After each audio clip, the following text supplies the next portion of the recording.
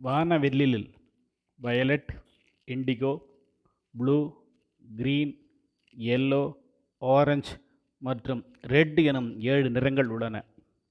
அதே நிறங்களில் உணவுகளும் உள்ளன. இவைகளை வானவில் உணவுகள் எனலாம்.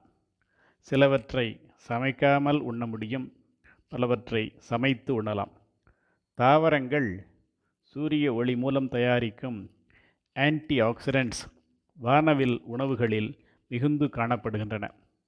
Anti oxidants primary and secondary oxidants எனவும் enzymatic and non enzymatic oxidants எனவும் வகைப்படுத்தப்பட்டுள்ளன.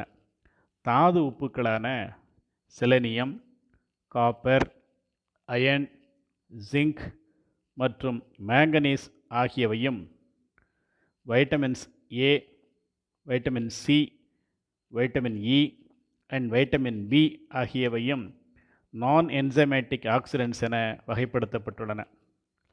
உடலில் மெட்டபாலிசம் எனப்படும் வளர்சிதை மாற்றத்தினால் உருவாகக்கூடிய ஃப்ரீ ரேடிக்கல்ஸ் எனப்படும் ஆக்சிடைசிங் ஏஜென்ட்ஸ் எனும் கழிவுகளை நீக்குவதில் ஆன்டி ஆக்சிடென்ட்ஸ் பெரும் பங்கு வகிக்கிறது.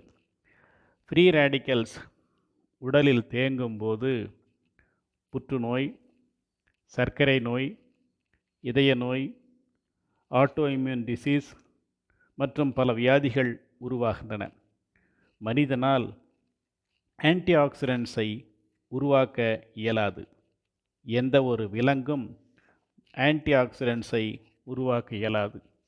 ஆன்டி ஆக்சிடென்ட்ஸை உருவாக்கும் திறன் தாவரங்களுக்கு மட்டுமே உண்டு. ஆன்டி ஆக்சிடென்ட்ஸ் ஒவ்வொன்றும் ஒரு மருந்து. பல்வேறு நிறங்களில் இயற்கை நமக்கு அளித்துள்ள கொடையான தாவரங்களை உண்போமானால் நோய்களிலிருந்து நம்மளை பாதுகாக்கும் ஆன்டி ஆக்சிடென்ட்ஸ் நமக்கு அதிக அளவில் கிடைக்கும்.